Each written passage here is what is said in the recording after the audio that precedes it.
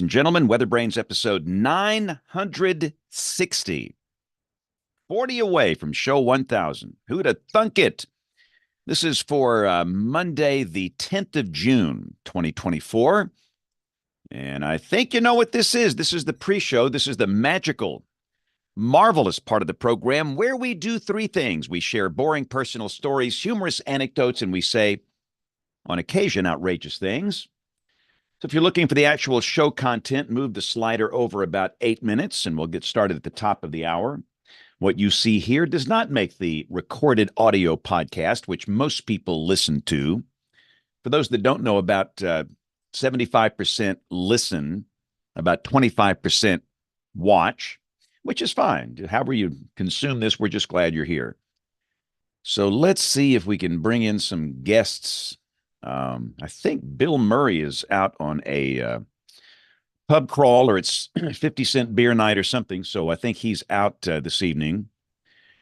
And I do believe that Dr. Adelot might be leading our discussion. So let's see. Lauren, can you hear me okay? I can hear you. Can you hear me? Yes, ma'am. Loud and All right. clear. Megan, can you hear us okay? Yeah, I can hear you. You can hear me? Yes, ma'am. And I apologize in advance for whatever foolishness happens on this show. But thank you all for taking the time to join us. Appreciate it. Both you guys are in what, Slidell? Yeah. Awesome. Did you ever work with Ken Graham by any chance? Y'all were probably in elementary school back then. I think Megan, he hired you, right? He hired me, but I did not work with him. He went to the Hurricane Center about a month after I got hired into the Weather Service. Awesome. So does Ken ever come back to visit?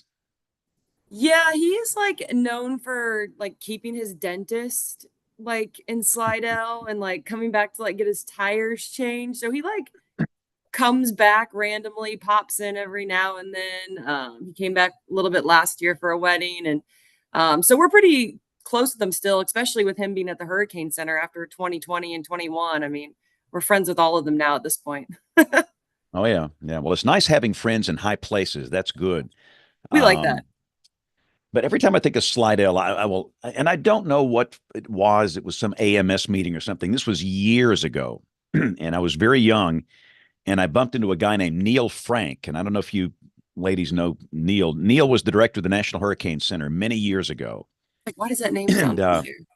Neil, he after he retired from the Weather Service, he went to Houston, where he actually did television weather for about 10 years. But Neil was, and I was very young, and goodness, I'm thinking, man, this is the director of the National Hurricane Center.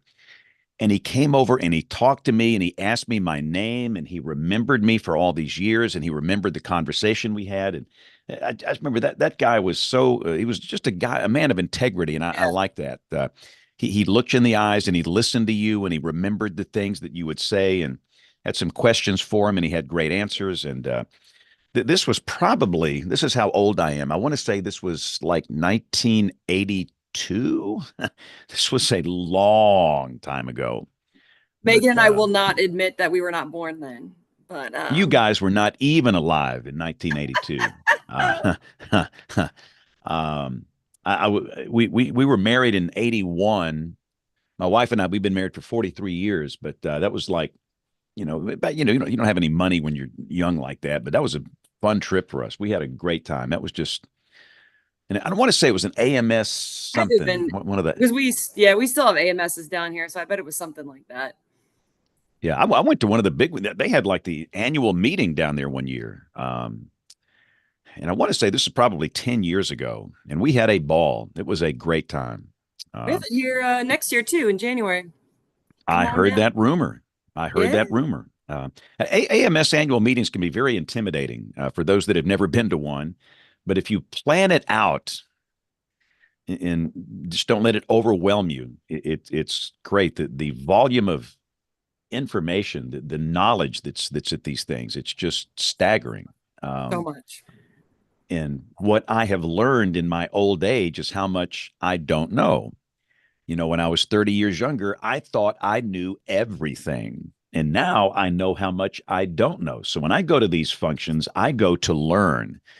And there's just some very, very good presentations at these things. So, and you will not have a snow or ice storm, hopefully. We don't like those. We don't like that word down here. We don't like any of that. We had a little ice last year. That was enough. Yeah. I think the odds of that happening are low. All right, Jen, how you doing? I'm okay, except can you hear me okay? Where are you? This looks like a new set. I'm in my studio, but for some reason my headphones aren't working. So hopefully it won't bring back a lot of feedback. But yeah, I'm up in the radio studio upstairs. So. Well, goodness, I'm honored. Are you using that mic? Is that mic supposed to be hot? It's supposed to be. Is it not working? Tap that mic. No, it's like the mic you were hearing is not that mic. Like your computer mic. Computer mic. Yeah. Does it better? I saw that big fancy, expensive microphone, and I knew that it probably should sound a little, and it's fine. It's fine the way it is, but I'm just saying, since you got that big $10,000 microphone there, you might as well plug it in. Yeah. Hopefully, is this any better? No. No, I'm gonna have to play with my settings. It's fine. It's fine the way it is. You're good. Okay. Yeah, those. I've had this mic. I have one just like this at home. I have two of them, and it's the only mic that makes me sound good for radio when I'm doing what you do. Yeah. It's funny. It's almost like you become like a musician. They're kind of funny about the mics they use. Yeah. And when you do radio and it's all audio, it becomes just a part of you, and it's kind of a big deal. And I know the guy that actually designed and made these mics. His name is Bob Heil.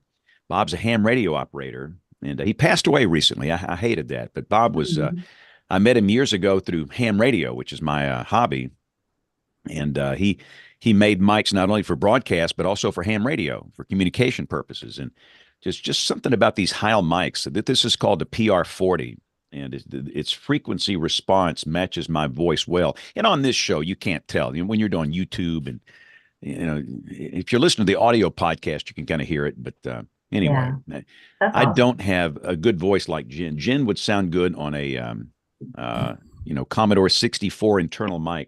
I appreciate that. Thank you. Ooh, James Adelot, are you not working tonight? I am not.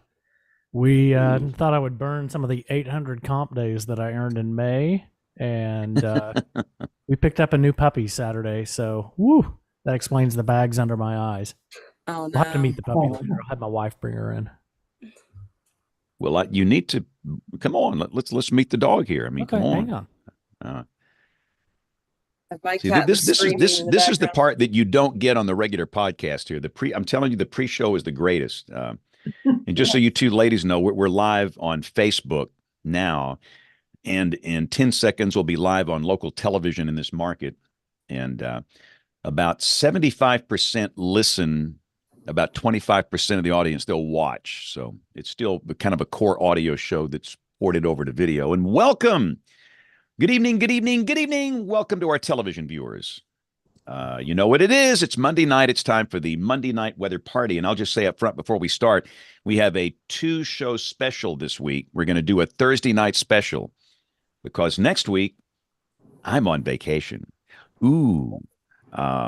So we'll be doing a show tonight, and we'll be doing a show on Thursday night. And there will be no Monday night show next week. It will run on TV at the regular time. So having said that, I guess we got enough here to say we got to get that dog on the show. Oh, James, go introduce us. This is Skipper, and she is a 8-week-old golden retriever. My other golden retriever is not very fond of her just yet, but we hope that changes soon. But she's just the cutest dog ever. Oh my God. I can't even take it.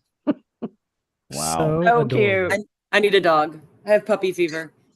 That's it. You can probably have this one after another couple of nights like the last two. Done that before. Wow.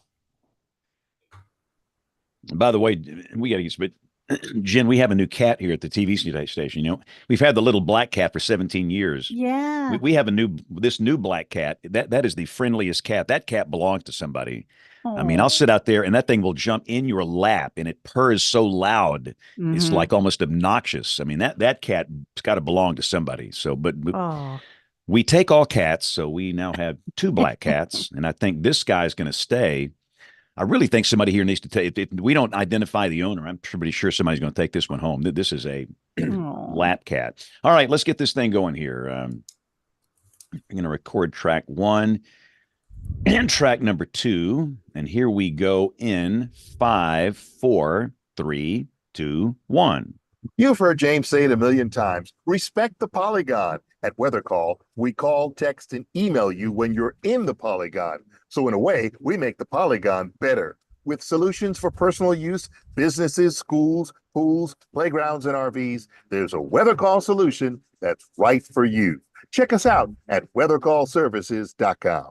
You're listening to WeatherBrains. They're kind of a big deal.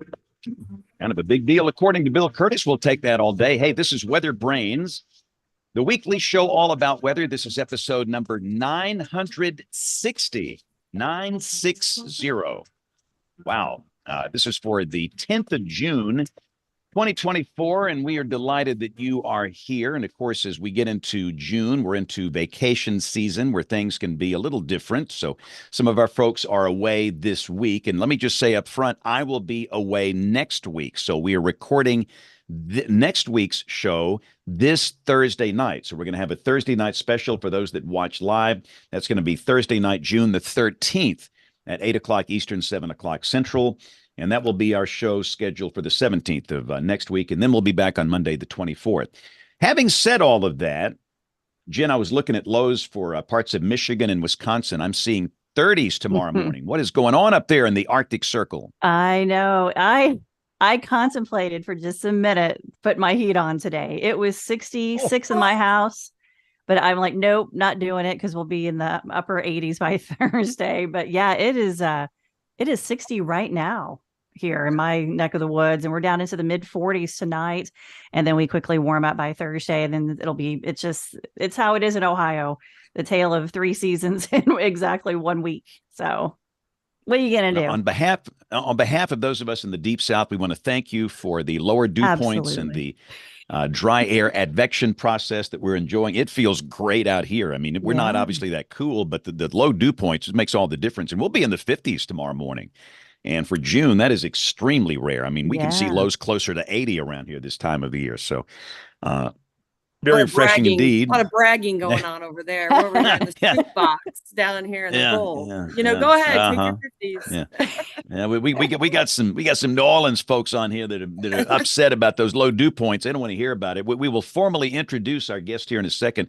Let's go out to Rick Smith, warning coordination meteorologist at the National Weather Service in Norman, Oklahoma. Rick, what's on your mind? How's the heat out there? Well, I was just going to say, with Lauren and Megan on, I'm not about to complain about heat or humidity tonight. So everything is fine here. No, it's good. It's been unbusy for a week or so. We sadly, I think we're kind of moving out of MCS season, at least temporarily, and into real summer. So we'll take it. I mean, we have no choice, but today was nice though. Today was in the lower 80s. Tomorrow will be in the lower 80s, but then we back up into the 90s from Wednesday until November, probably. I don't know.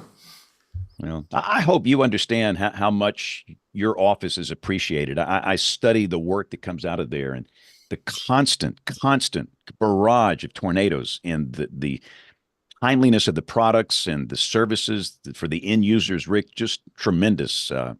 So just be sure and thank everybody for what they did out there for the last 2 weeks. I know you guys have to be drop dead tired. Well, thanks. I'm lucky to be the voice or the face of the office, and there's a ton of people that have worked their tail ends off. And nobody's complaining about a ridge or summer or anything at this point. But we're up to 103 or 104 tornadoes for the state for the year. And still investigating, still counting, both from April and May. So, Lauren, you know how that goes. Yep. Wow. Well, so Bill Murray is on James Adelida. I think it's 50 Cent Beer Night at Hooters, so he's out tonight. So you will be doing the job of introducing our two guests. So let's bring them on and let's get started. Indeed. After hearing Rick talk about 100 tornadoes, they may want to leave too. Goodness. It's been a spell. Megan Williams, our first guest weather brain, and Lauren Nash is our second guest weather brain. Megan is a forecaster at the National Weather Service in New Orleans and Baton Rouge office, is what Bill left me.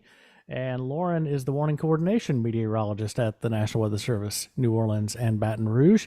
And you have been, as rough as Oklahoma has been the last couple of months, you all have been through it the last 4 years, going back to 2020 hurricane season.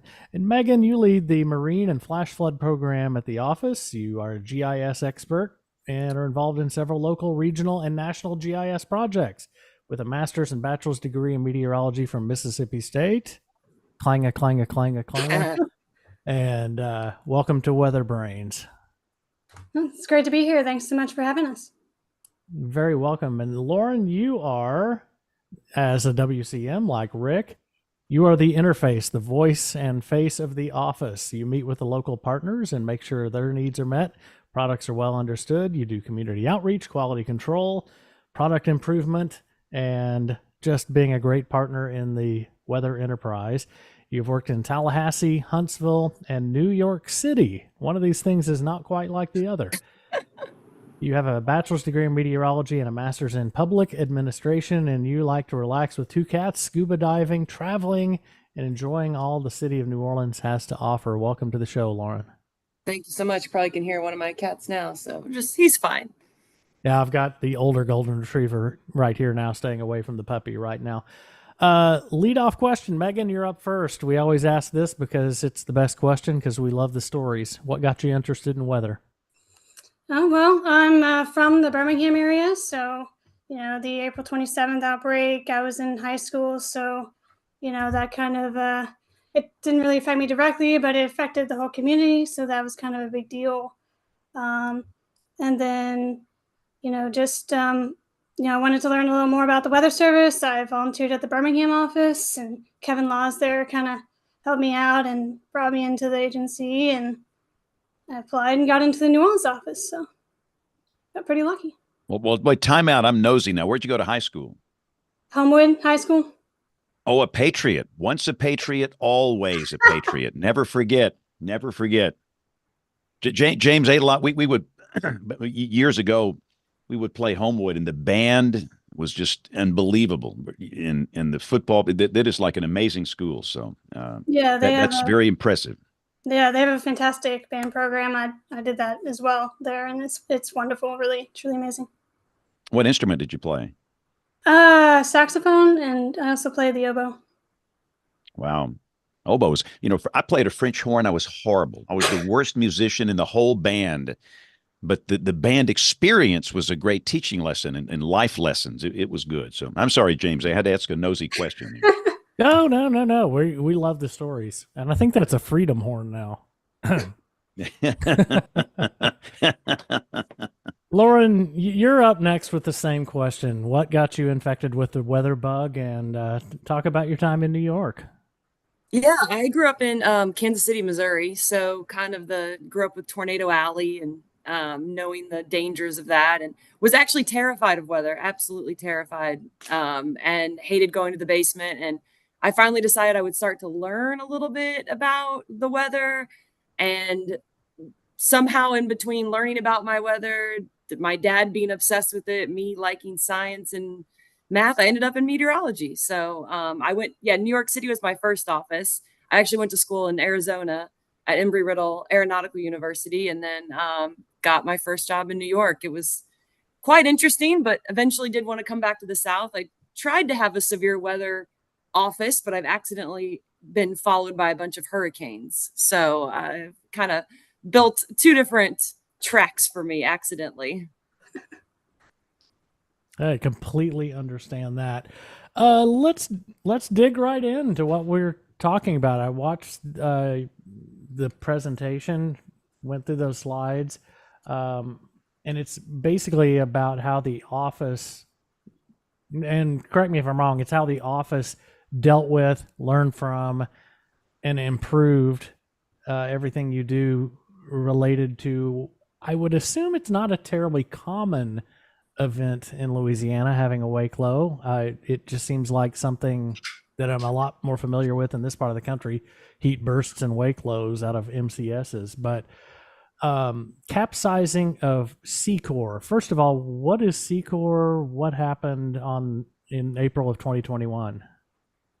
Right. So the Secore Power was a lift boat that was out in the Gulf on April 13th, 2021.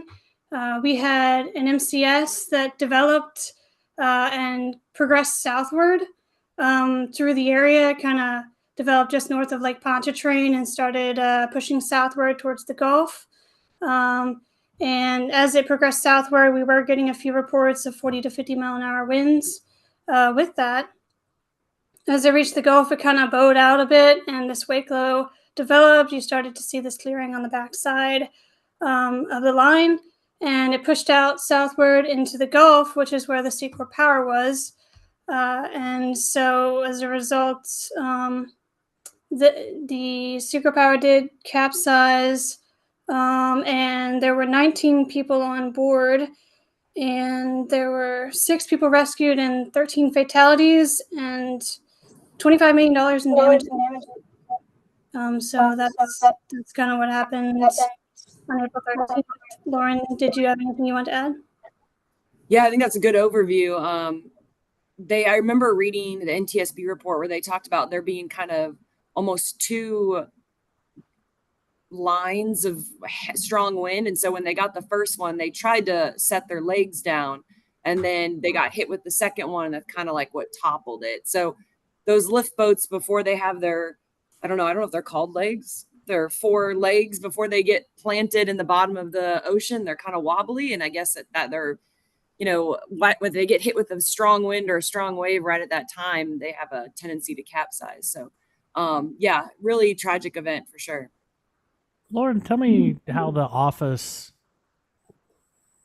did its thing that day. Warnings, communication, staffing, things like that. Yeah, Megan might be able to have a little bit more on this. I was doing social media that day. Megan, do you want to say a little bit about what you guys did at the office that day? Yeah, so when we started off the day, we kind of thought it was going to be mostly hailers, and so we were expecting, these pulse-type storms with hail and damaging winds, and ended up by around midday, we had this line develop, which was kind of not exactly what we were expecting. And so we kind of had to rapidly pivot, and we had a mesoanalyst desk assigned that day. That was kind of one of the first early events where we were utilizing a mesoanalyst. So that was kind of a big deal. And then we had someone doing social media. We had someone doing like DSS, like reaching out to partners and sending email updates to partners. And then we also, obviously, we had someone who was working the radar desk and operating radar, and then someone else who was monitoring our hydro, our rivers and such. So that's kind of the way operations looked. What did, I guess, just from an overview for people, explain what a wake low is. Yeah, so a wake low is basically just a low pressure system. It forms on the backside of a line of storms. Typically, it generates a pressure gradient between the low and this line. And so it's most often associated with these, enhanced winds, typically 50, 60 mile an hour wind gusts. When you see a wake low, it's kind of what you're expecting the impact to be. I feel like I didn't even see a wake low in my career until I was in Huntsville. Like, I don't think that's something they teach you in school. Right. Yeah, that's my next question, Lauren. How common is that when you get close to the Gulf Coast? Like what you and I think it was you or Rick was saying about the heat burst. I knew a little bit about what those were because when I was in Kansas City, I remember one happening in Topeka, which absolutely amazed me. So I had not heard of them really until I moved to Huntsville. And then maybe I've only seen a handful 1 or 2 a year, maybe. They're getting, I was reading an article about them, and they think they're getting a little easier to detect because we have so many more observations. Oklahoma has a state mesonet. Louisiana is working on a state mesonet. We have these home weather stations now that you can get. So we might be just seeing them more also. Talk about as this storm was taking the form, wake low, bow echo, what kind of products were issued by the office and how is that disseminated to marine interests? Because not a lot of landlubbers like me know that it's a different suite of products when this thing's hits the coastline. Yeah, so for our land products, we had a severe thunderstorm warning. But then once it moves out towards the Gulf, we issued a special marine warning, which those are typically issued for 34 knot winds or greater, or if you're noticing the potential for large hail, or water spout, basically. So that's kind of the criteria. So we issued a special marine warning as the line was pushing down into the Gulf. And as far as the dissemination aspect of it, it's interesting. So, look, based on what we were, talking to the Coast Guard, talking to some of our marine partners, and then based on what we were heard throughout the NTSB investigation, most mariners sounds like receive information before they leave port for the day. So they usually have a weather briefing that they do or that they receive either from us or from TV or from a commercial private weather company. And then they'll get our warnings from the Weather Service through a NavTex system or other type of system. That was what was indicated in the NTSB investigation, as well as talking to the Coast Guard. And then from what we understand here locally, at least, the Coast Guard will broadcast warnings on there. They have a radio channel, emergency channel, that they'll broadcast the warnings on that as well. The special marine warnings have like a lower threshold. Severe thunderstorms like 58 for our special marine. We do 39 miles an hour since we have all sorts of craft on the water. From the small, tiny sailboats and fisher boats to these large scale boats as well. How common is it for marine operators to just either not get a weather briefing, they look out the window on their way to boarding the boat, or they get one on the way out and they're not listening the rest of the trip? I would say it depends. Something like Secore, they're a huge corporation. They actually had a private weather company that contract that supports them.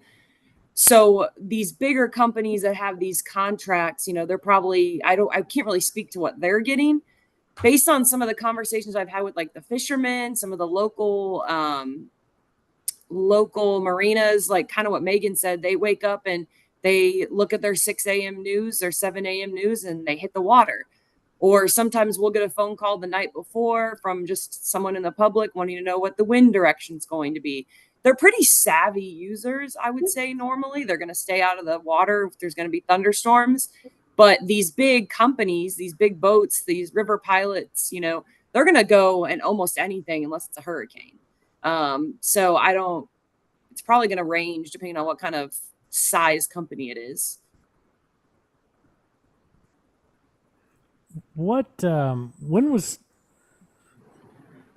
you talked about the event and they were trying to, as you said, lower those legs between the onset of the two waves, not waves, but I don't want to lines. get ambiguous with water. Actual waves.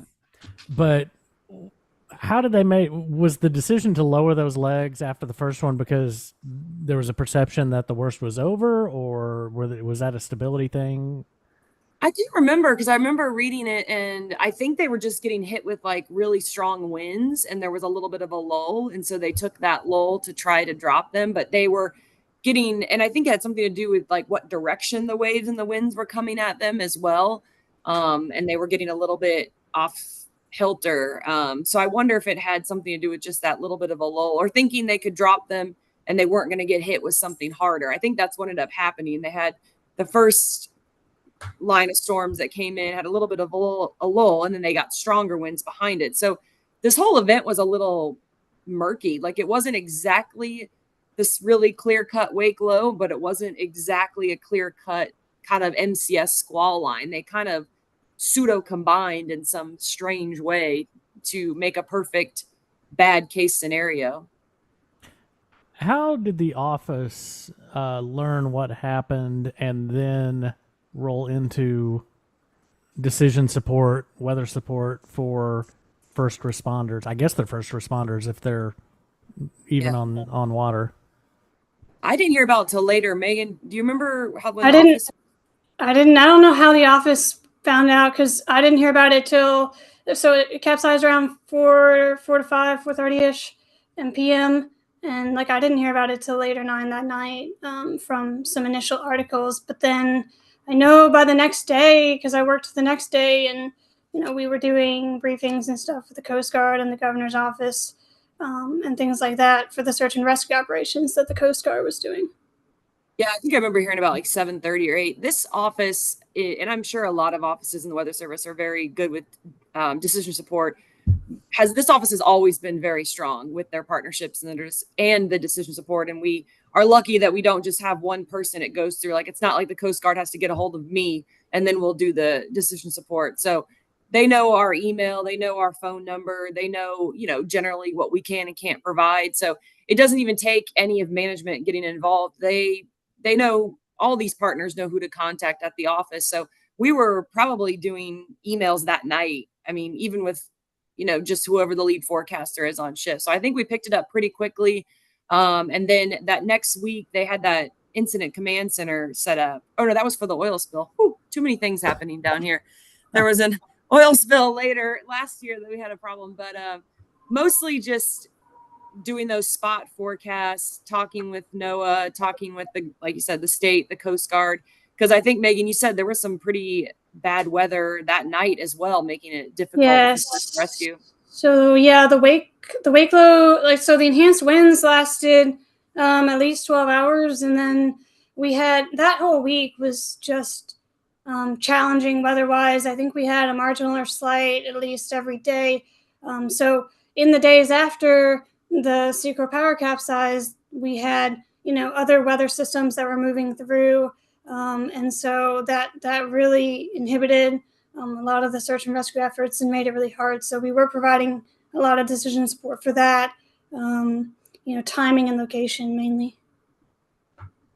This is going to sound, and it's probably going to be the story of my biography. At the risk of sounding like an idiot, I'll ask this question. How long after an event like this blows through does it take, even if everything was quiet afterwards, and it doesn't sound like it was at all, but how long does it take for the sea state to calm down after a big storm like this? I don't think it's as long as we think. And the only reason I'm saying that is because I'm remembering some of the hurricanes.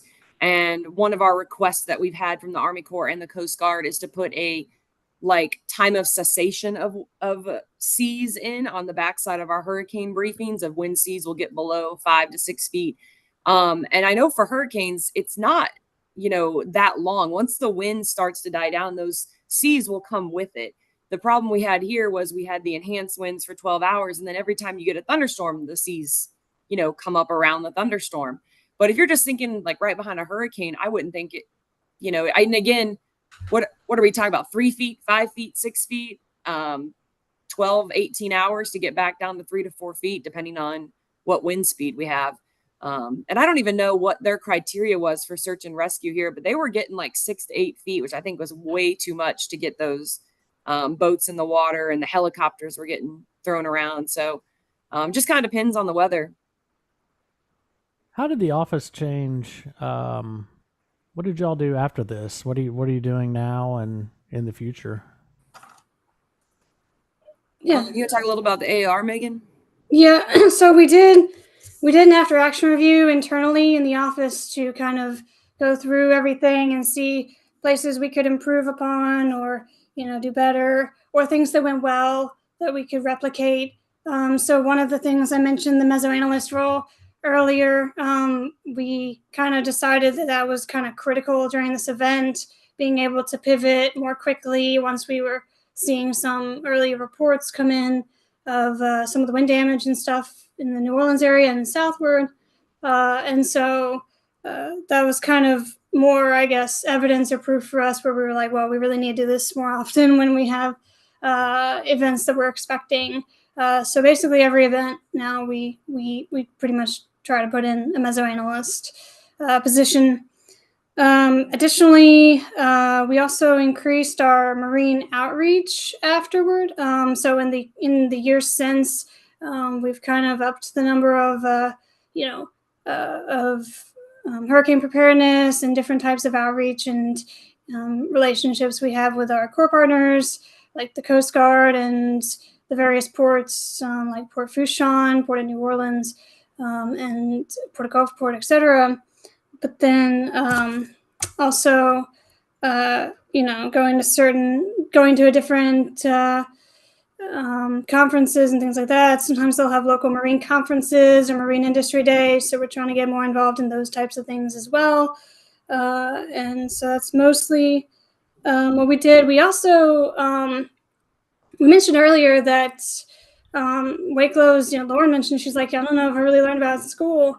And we're seeing them more. So our science and operations officer, Jared Klein, kind of did a whole training with everyone to better identify wake low and kind of respond to it a little bit more quickly. And so when we do see conditions that are, matching that of a wake low, we will call the Coast Guard Command Center and try to be more proactive on that regard so that the message can get out there. Lauren, did you have anything else you want to add onto that? No, I think the challenging part with some of these industries, oil and gas, the marine users, is we have first of all, we can't support every single boat that's on the water. We can't support every single rig. That's why we have private sector companies that can give them their individualized forecasts, and then, they can feature follow, just kind of like we do with airplanes. So it's not so much all the time of, supporting them on a large scale, but how do we get everybody, whether you're marine, you're oil, gas, you're a general public, I don't care who you are, just to know what our warnings are, what they mean, and how to take action. So, or if they're used to driving through special marine warnings, how do we make sure that our text is updated? How do we make sure that those companies are getting that updated text?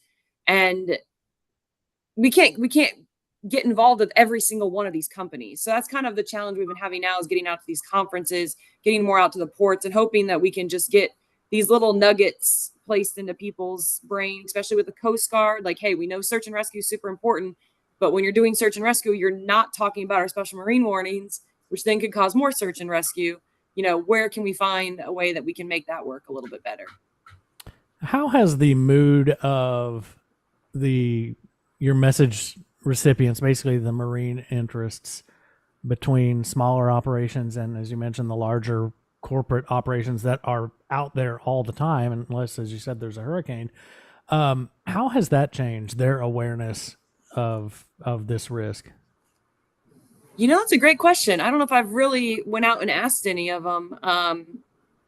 I know we got better relationships with the Coast Guard and some of these ports after this happened. I think it was a little bit of a wake-up call, weather-wise, that these conditions can change rapidly. But I actually don't know. I'd be kind of curious to find out if any of these companies or any of these, whether they're weather companies or boating companies, are doing anything differently. Rick, all you. Hey, this just popped into my head, and just out of curiosity, I've never been involved in anything at all, thankfully, involving the NTSB. Were you guys, as an office, did you have to get involved in the investigation? I know they have their own meteorologists, but were you involved, and what was that like? Yeah, that was, I've had some side NTSB investigations before, I think like plane crashes and some other marine incidents, but this one was way more intense. They do have their own meteorologists, but we still have to collect most of the data. So I think the 3 managers and I got all the data collected, but what surprised me the most was some of the interviews.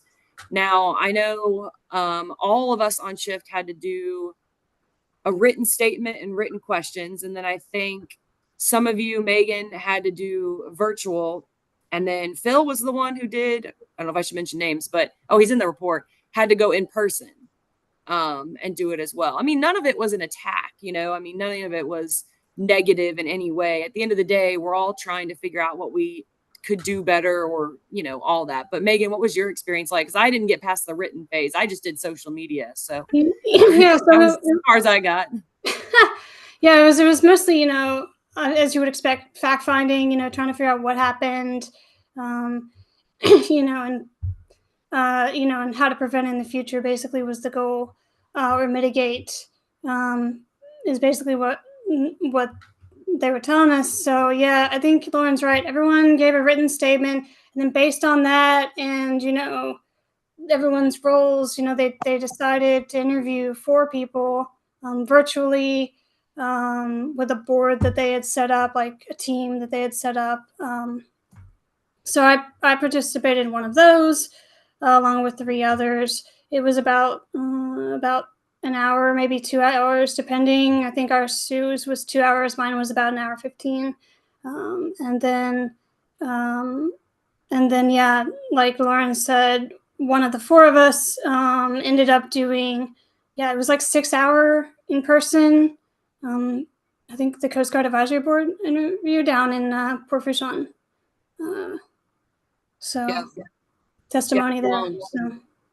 Which I wasn't even aware that we could really do that. But I think I can't remember what our MIC had said on the reason was there was a certain, because it wasn't necessarily, it was more fact finding, I think is what it was more than anything. And wasn't it also because they were also a federal agency?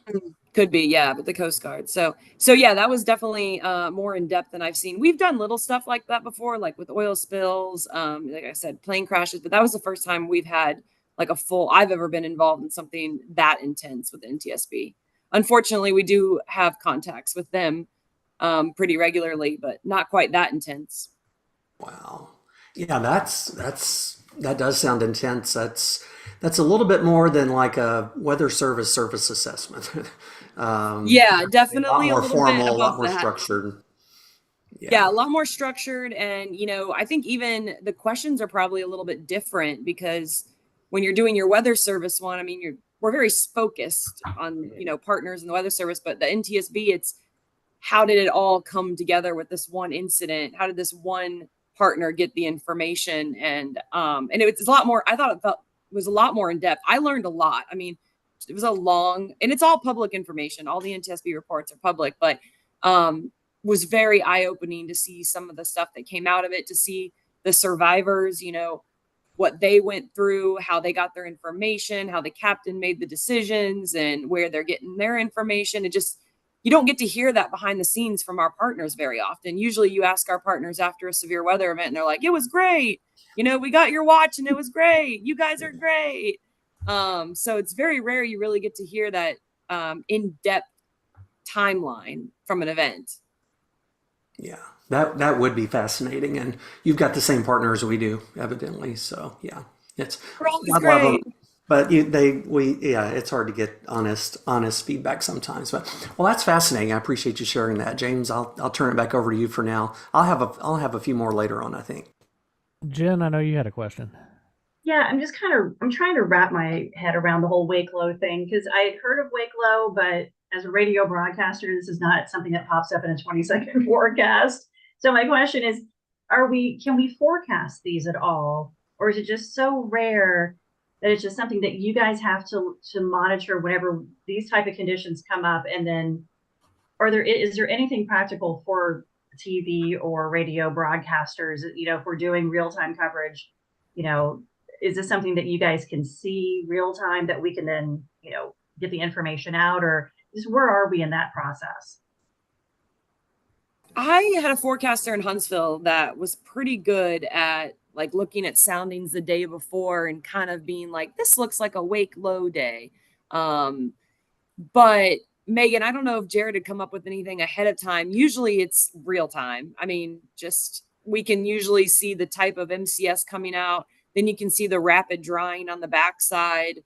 You can start to see some enhanced winds on radar. So unfortunately for those first few people, we're trying to figure out what's going on. But the real question is, once you see this wake low, how do you message it? Right. Because it's not a thunderstorm, so do you do an 80-mile-per-hour thunderstorm warning? Do you do a high wind warning, which, high wind warnings may not get the airtime that an 80-mile-per-hour thunderstorm warning would do? So I think we in the Weather Service as an agency are still trying to figure out, once we see these, what is the best way to do it? Do the broadcasters need to, break in to the TV, even though it's not a tornado warning? I think we're all still relatively new at being able to detect these to figure out what to do with them and how to get people to take shelter. Yeah, where's our social scientist, Rick, when we need her? I think she sent a note, and Kim has she's about to leave for a family reunion. But ladies, I agree. And we deal with them a lot here where I am, and it's really frustrating because I don't know in the morning that's going to happen with an MCS in the afternoon. You might have an idea, but you really don't know until you look at the radar and you see it happening, and that doesn't help the people where it starts at all. They get no warning, and you see that really sharp cutoff on the back edge of the rain mass with the subsidence, and you see the velocities come up, and that's fine. And you're right. What do you do with that information? And the goodness, this thing could knock a tree onto a trailer, onto a house, and it could kill somebody. And it's not really a true severe local convective storm that requires a severe thunderstorm warning. And I don't know. Rick Smith, what would you, let's say you're working a shift. How would you message a wake low? Well, we've had debates about this, the wake low, the heat burst, what product do you use? I mean, typically, I think when we have enough, when we find out it's going on, or sometimes we'll see a signal. Even some of the models have given us a little bit of a heads up recently, but high wind warning is probably the go-to for us. It's not, we've had debates about, well, is it thunderstorm wind? Well, the wind wouldn't be there if you didn't have this decaying area of thunderstorms. So you can argue, go around in circles with that. But I think in the heat of the moment, probably the high wind warning is the best. I mean, you can do a special weather statement or whatever it's called these days, but I don't think it gets as much reach. So yeah, that's kind of how we lean when we're in those. I think you really have to rely on the. Sorry, I would say you have to rely on the media almost at this point to help us get that information out. Absolutely. Yeah, we have to do a better job with it. And, quite frankly, I'm guilty of this. The big thunderstorm mass has moved on. The severe thunderstorm warnings are done. The rain's about to end, and you kind of sit back and you relax and you're checking your email and you're checking the face bag and the tweeter. And then you realize, hey, wait a minute. All of a sudden you see all these pictures coming in here and you start seeing trees down and say, man, it is horribly windy here. What's going on? And we just have to be better at that across the social platforms and, the traditional TV and radio stuff we do. And I'm very guilty of not handling wake lows properly. And I know better. Goodness, how many of these things have I worked over the years? They're fairly common here. So. And I think part of that, it's kind of a curiosity, a novelty. We tick the box. High-end severe thunderstorm in media, high-end severe thunderstorm, tornado warning, high-end flash flood warning. But then heat burst, wake low. It's just kind of a, hey, wow, look at Mesonet. It's really happening. Yeah, we had one even last week that kind of surprised me. I was sitting there doing like storm reports. The line went through and I was checking wind and I was like, wait, did it gust higher behind the line? And then that's kind of like that first thing that, oh crap, something happened. There's a show title. That's a band name. Oh crap, something happened. Yeah. So here's another question for you. On these marine issues, what role do local media play once stuff moves offshore?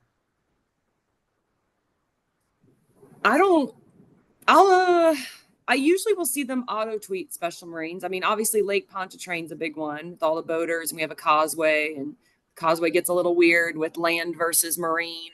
And I will see them like put it on the screen or like the crawl, but I don't think I've ever seen a broadcast meteorologist be like, hey, all the severes and tours are done, but we have this massive line moving over the Gulf. So that might be something more that Span can talk about, is if you were in a marine area and you didn't have a severe or a tornado out, would you ever talk about something going over the marine area? I don't know. Yeah, that's a hard one, James. Goodness.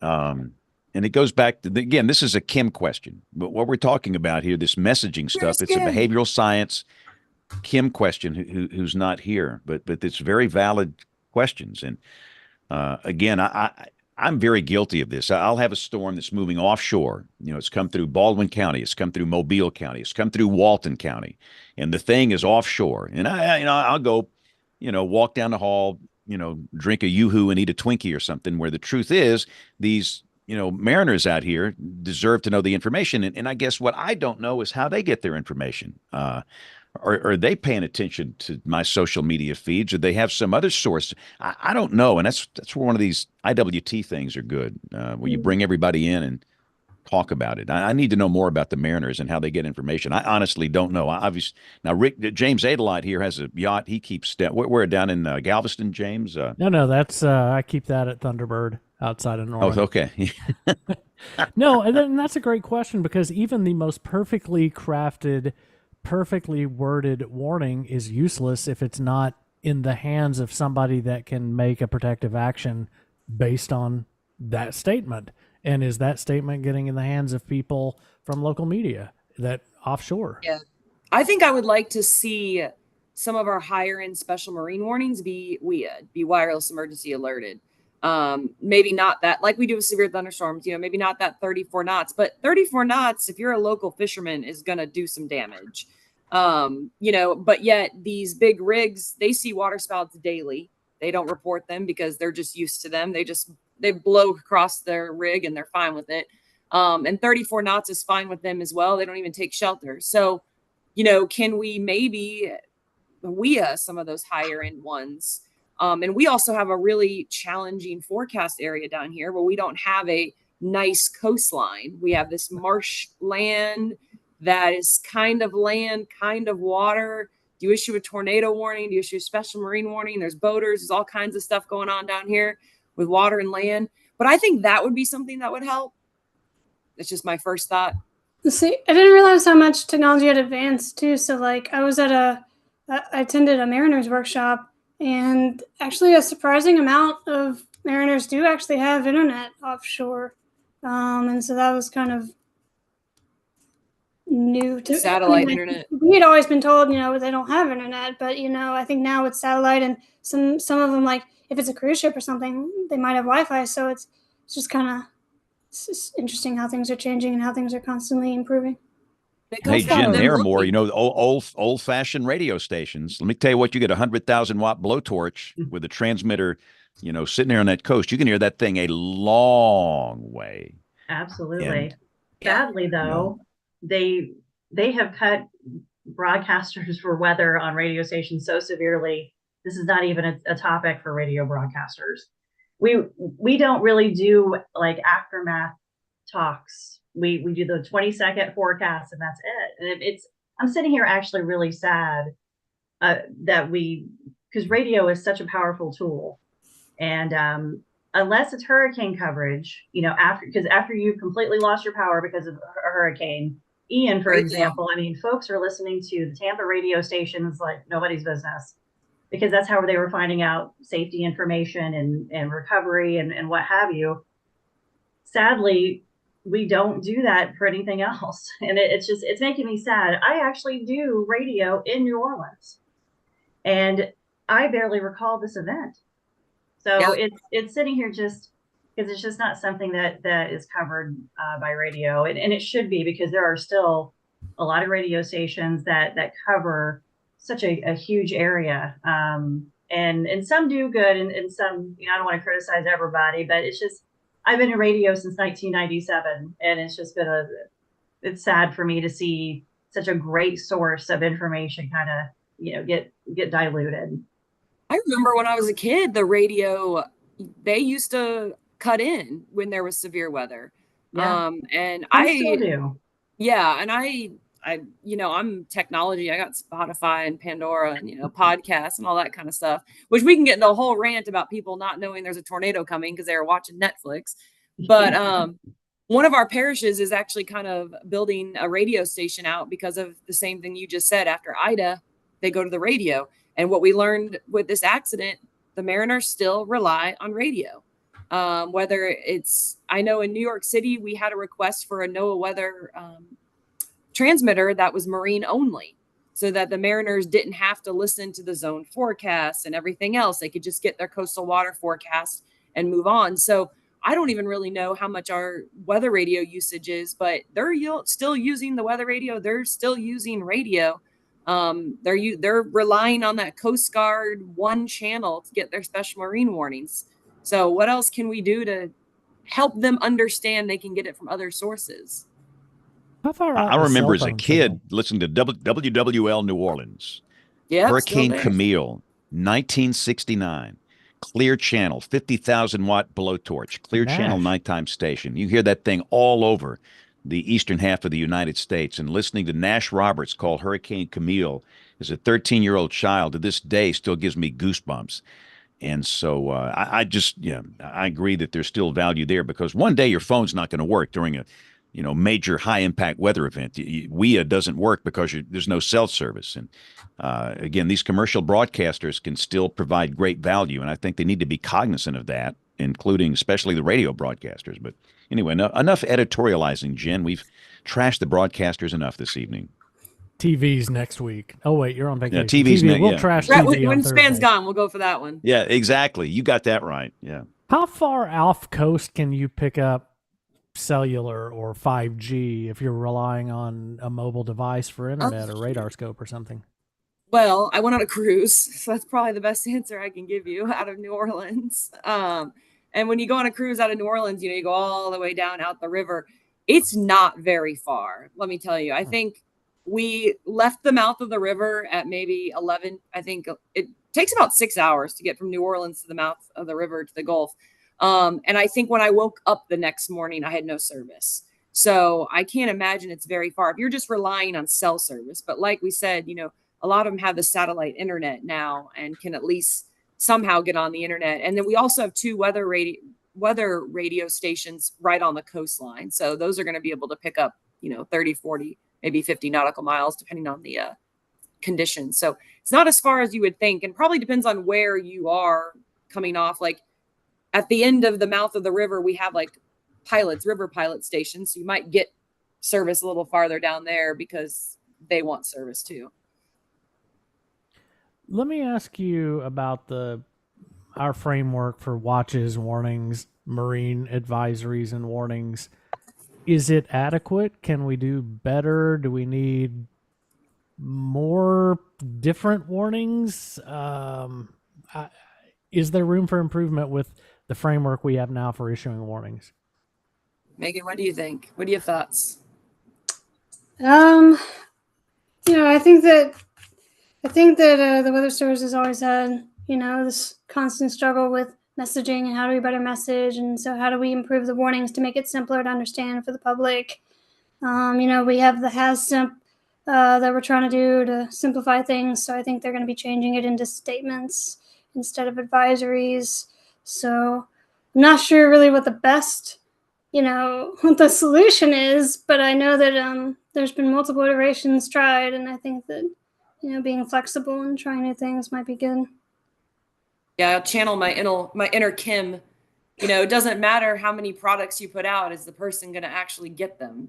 Right. So is the problem that we need different products, or is the problem that people don't understand they need to read the special marine warning, or that they need to receive it? I think you could say that for severe weather too. Is the problem we need to change the name, or is the problem that people aren't seeking out the information or aren't understanding the information? Is it the product, or is it the people? I don't know. I think it's both, probably.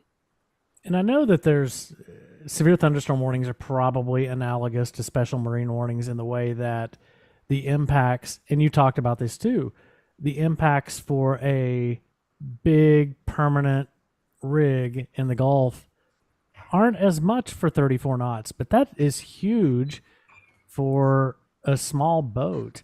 And I think Right. that's the same way with severe thunderstorm warnings. If you're in a site-built home, the impact of 60-mile-per-hour winds and quarter-size hail is not much. But if you're on the water, a lake, 60-mile-per-hour winds are disastrous.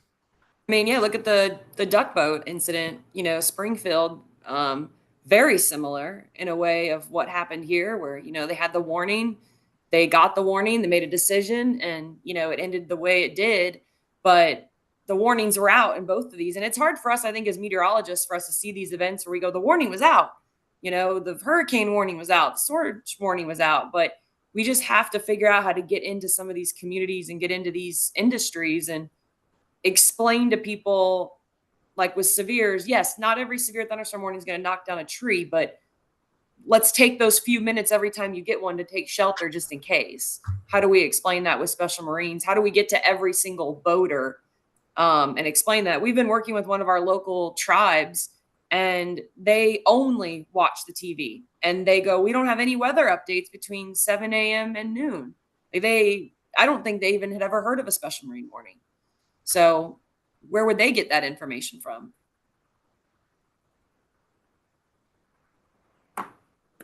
Rick I have has many all the questions answers. once we finish this topic. So He's been James writing A, it tell down. me when. You know what? You can take it. I do want to touch on advice for young meteorologists. And first of all, I want to tell you, as a girl dad, how much I love any women in a STEM field. I think you both are remarkable examples and role models for my daughter, who just went off to church camp this morning. So good luck, church camp, with my daughter there. But you know what advice do you give people that are asking you about meteorology? I mean, I tell them to try a little bit of everything. You know, I shadowed a broadcast station, Brian Busby. He was like my broadcast meteorologist growing up. Shadowed him. Didn't like research. I'd seen the Weather Service. So take the time to go out and see what you like doing and see what you want and go for that when you figure it out.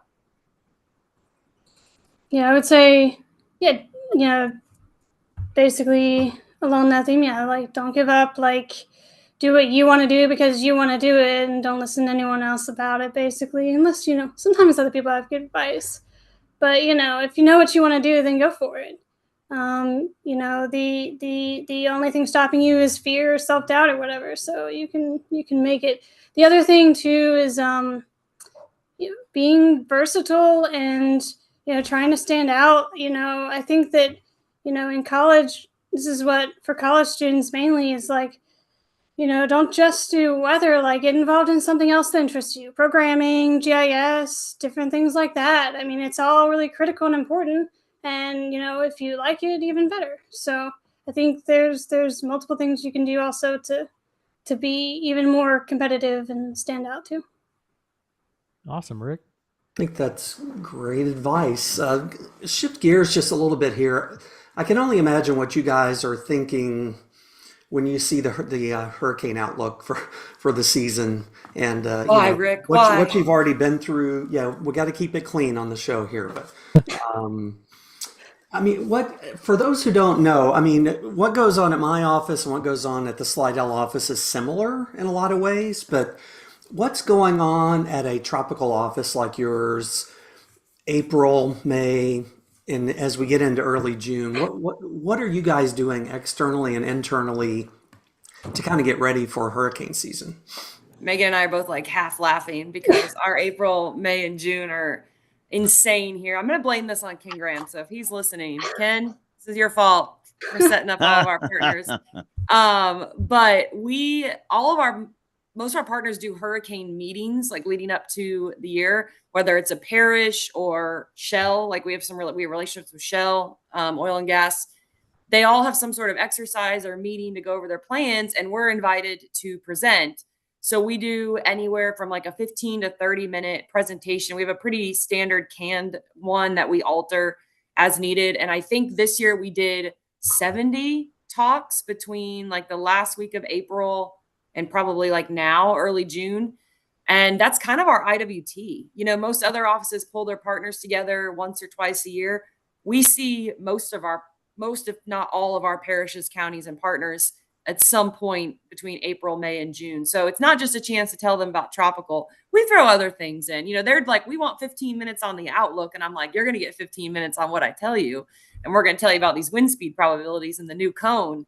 So we take that opportunity to touch base with all of our partners. Like I said, we have all the ports we talk to during that. And that's pretty much what we're doing now. Those end here in the next week or two. People like to get all those meetings done 1st of June. So no, I do not do all of them. Thank God I have, probably 10 other people that do talks here. So it's a pretty busy time of year. We're almost to the end.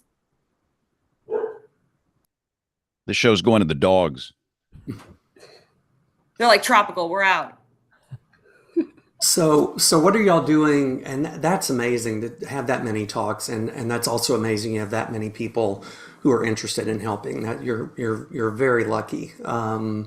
What's going on internally? I know this is more of a Sioux type thing, but I mean there's training, there's new things every year, but the Hurricane Center is always changing something with products. I mean, you're having to do all that internally too, right?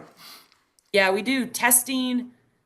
I don't know, Megan, how much you're involved in that. We test our systems, our tropical systems, 2 to 3 times in the spring, like with the rest of the offices. I think sometimes it's surge, sometimes it's wind, sometimes it's like our hazard. And then we have our local tropical training coming up in June. We have modules that we do every year, but mostly we're just praying that we don't get hit. Just, praying that we don't need any of it. Yeah, I think we're pretty battle tested here, though. Yeah, I think our office is pretty experienced, but I also think that there's still some lingering anxiety from Ida in 2020. So I think people are just kind of like, well, be as prepared as possible weather-wise, and we'll see what happens. Buckle up, I guess. You guys do an amazing job. I mean, you couldn't be more proud of knowing that you guys are down there watching out for the people along the Mississippi and Louisiana Gulf Coast. And this is something we never want to think about, but one of the big things that we always have to think about is what happens if Slidell can't continue for whatever reason, a power outage, the radar, comms outage. We have different levels of backup. So who are y'all's backup offices, and what do you do to practice with them? Yeah, we have Lake Charles, Mobile, and Jacksonville, and luckily or unluckily, 2020 and 2021, and even into 22 with hurricane season, we really got used to using backup a lot. So giving Jacksonville something, giving Lake Charles something. So we can focus on smaller things or, just our decision support. We go down just last 2 months ago today, we went down hard and had to pass over to Mobile for a few hours. So from what I've heard, at least down here in Southern region, we're pretty good a lot of times with backup. So we don't really need to do a lot of tests because we seem to be in backup a lot, whether we have these big weather events, these hurricanes, but we'll try to test at least a couple times a year. So those 3 offices are our backup. And we also coordinate ahead of time. So whenever you get a big tropical event, I know they did this with Ian. I think they did with Ida, where it was like, okay, if Slidell goes down, here's what will happen. If Lake Charles then goes down, here's what will happen. And we kind of have these scenarios built in to just continue to let that main office shed, like we would give Lake Charles stuff and then Lake Charles would give Brownsville stuff. So we'd be able to focus on that main impact area. And that was kind of, I mean, you mentioned Jacksonville, and Jacksonville is not really that close to New Orleans. So some people may be thinking, why Jacksonville? But if you've got all your backup offices clustered together, as we used to have, it's quite possible to take out all four, 3 or 4 offices in one shot. So that's kind of why that's spread out, right? Yeah, you'd be surprised how much we've gone to Jacksonville because of that, because there's a line that's getting ready to hit Mobile and still lingering in Lake Charles. Jacksonville's fine. So, yeah, that third tier backup is definitely important. And I think we were on call with Ian in case it had moved in a different direction up through Jacksonville's area. We would have taken over from them as well.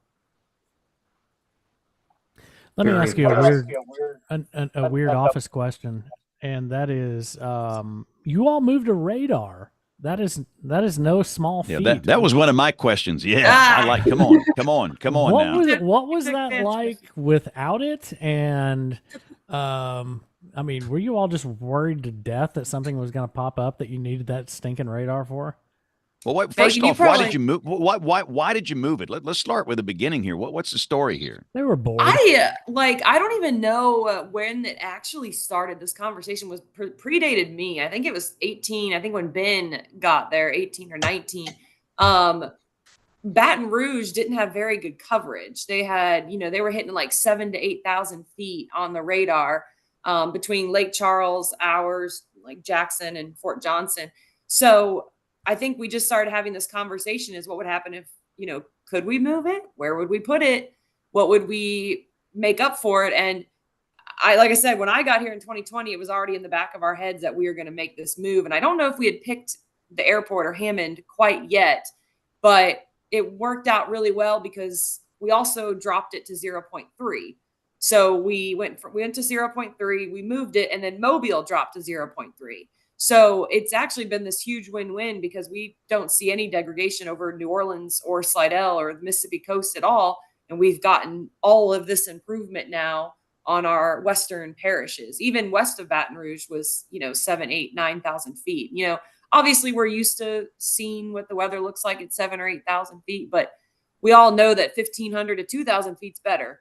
So I don't know how, I don't even remember what the write-up was to convince people to spend this money, but hey, we'll take it.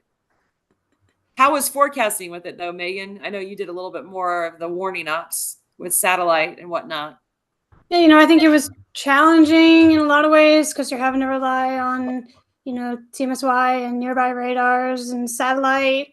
So I think there was a lot of initial anxiety about it. And we had a quiet year last year, severe weather and hurricane season wise. And so I think everyone was kind of like, well, when we take the radar down, it's probably when we're going to have all the weather, So that tends to be how these things work. But, and we did have a decent amount of weather in the winter and the spring while the radar was down. And I think we just quickly, after the first couple of events, I think we figured out a really good system and we got really good at using alternate things like satellite and stuff. And I think in some ways, it really kind of expanded our expertise a little bit. And so that was a really nice byproduct, I guess. So that was actually something interesting that came out of that. But I think there was initial anxiety, but I think that after a couple times, this is like hurricanes. After the first couple, it's like, it's fine. It's fine. I'll take your word for that. That sounds terrifying. Dr. Span, all you. All right, so let's go. I would assume that both of you were there during Hurricane Ida, right? Yes. And you were not there, obviously, during Katrina, but you or Camille or any of these ones from my generation. But what I want to hear from you is, what lessons did you learn from Ida, both the messaging side and the forecasting side? What went right? What went wrong? What can we learn? I think the biggest conversation in the tropical world recently has been the rapid intensification. We saw it with Michael. I worked Michael in 2018. See, they follow me. We saw it with Zeta and Delta and Laura in 2020. And saw it again with Ida. And that was a lesson learned with all of our partners and us, is what their timelines really are for evacuation and contraflow and how much time they need to make these decisions, but also being able to communicate the science. So with Ida, we got our first cone, I think Thursday morning or Thursday night. I can't remember. Friday at 4 p.m., they had forecasted it to be a Cat 4 at landfall. And I don't think I'd ever seen the Hurricane Center do an explicit Cat 4 36 hours out. Now to our partners, that's not enough time. But to us as scientists, that was a lot of time for, that strong of a hurricane. So I was, from my perspective, learned a lot about the partners' timelines and have been able to get the partners to push those timelines a little bit. Just today, we did an exercise with one of a parish and a private company where they said, we got to start evacuations at day 7. We don't even have a forecast at day 7. So how are we going to do that? So that was one of the biggest takeaways for me. Megan, what kind of, I know I was out with the partners, but from an office perspective, what kind of takeaway did you guys have? Yeah, I think, some of it for us, we had a bunch of technical communications issues ahead of it. So for us, it was just trying to figure out, basically what's the best way to get the information to the partners, and, what's the best method. So, when we had some slow internet, so it was like, well, should we just do phone call and things like that? So it was figuring out some of that. So that was kind of a challenge that we had locally.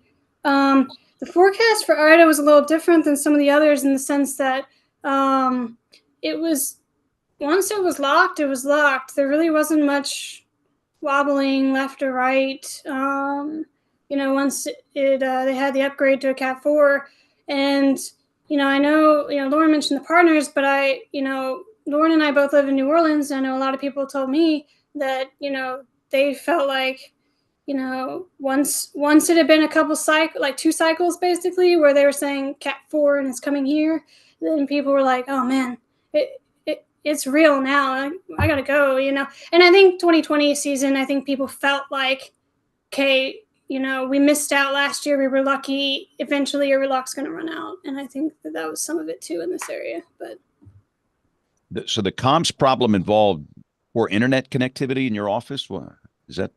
Wow, that's not good. Yeah, I think that was another thing that finally this office during COVID didn't do a lot of like working from home during ops versus Tallahassee.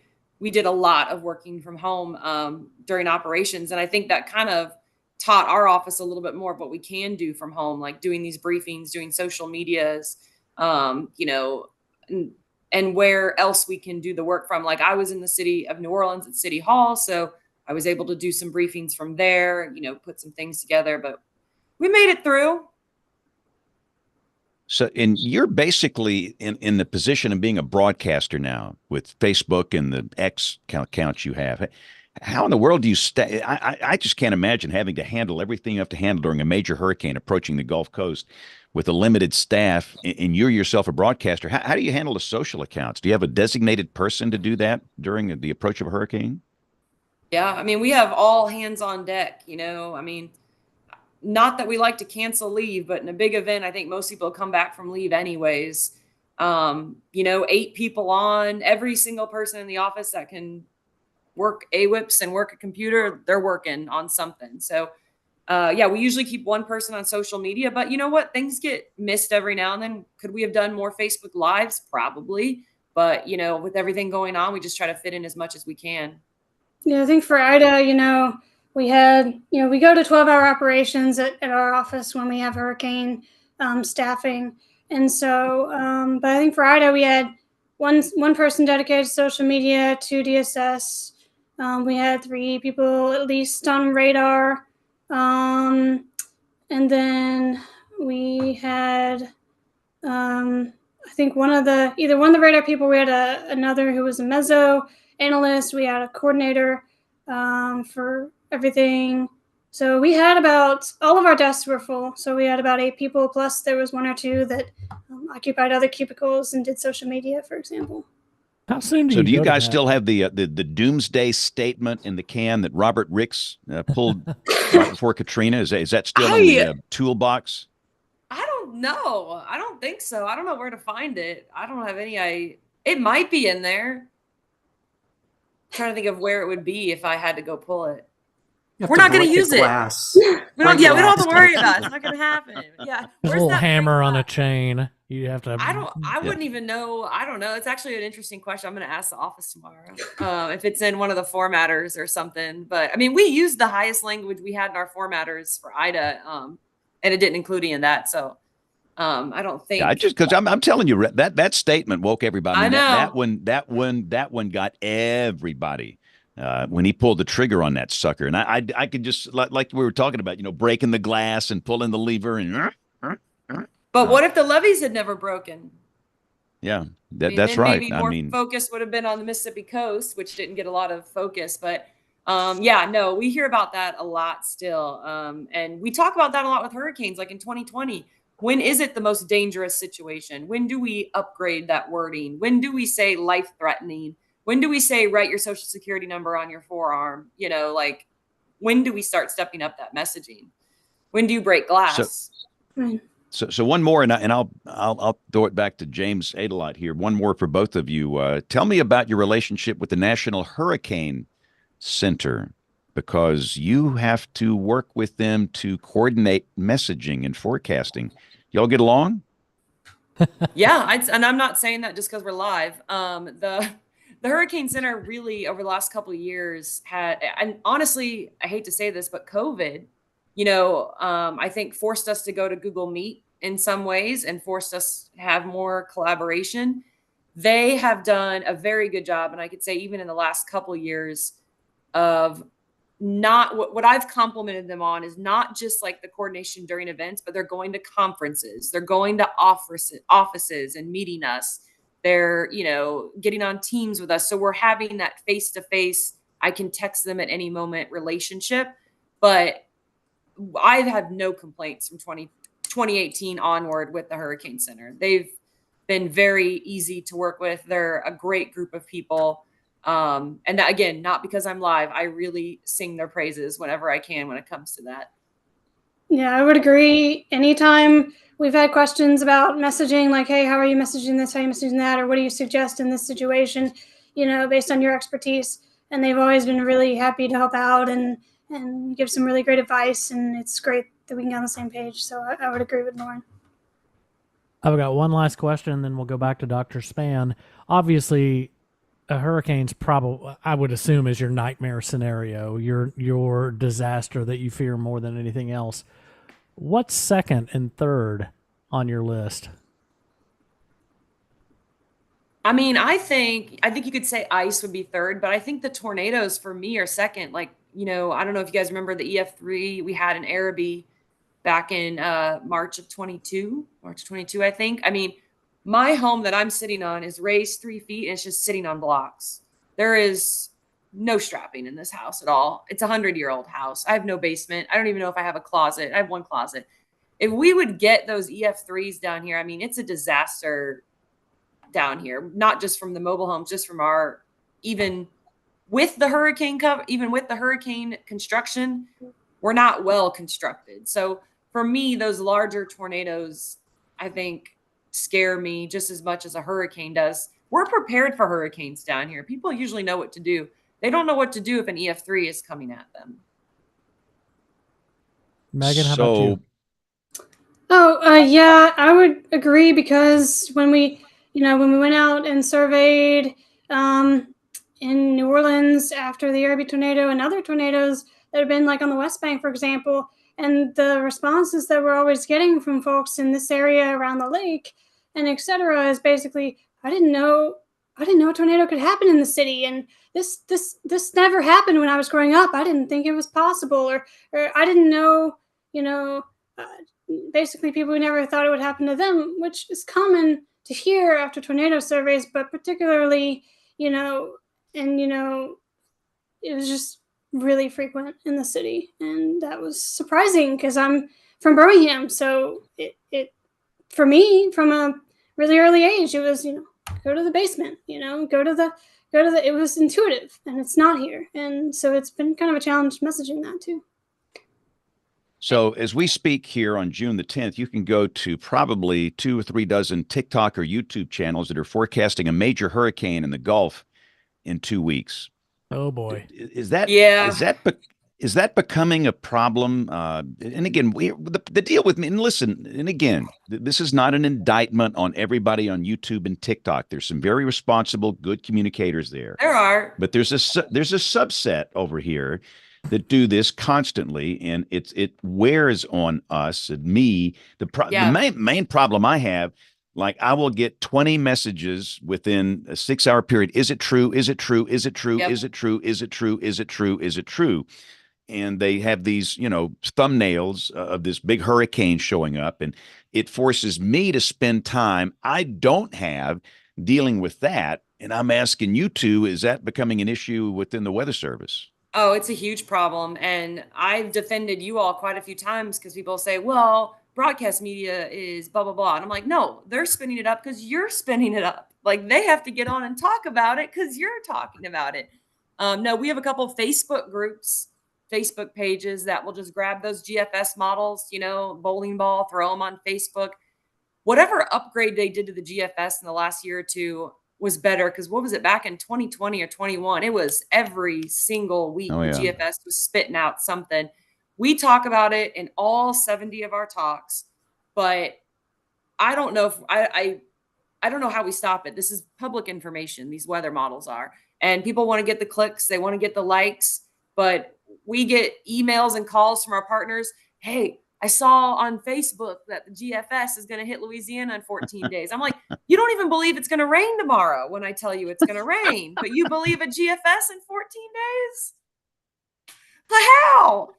I mean, gosh. So yes, Megan probably knows that too. She presents the slides every year. We, got to get people to stop looking at these bowling balls on the GFS 14 days out.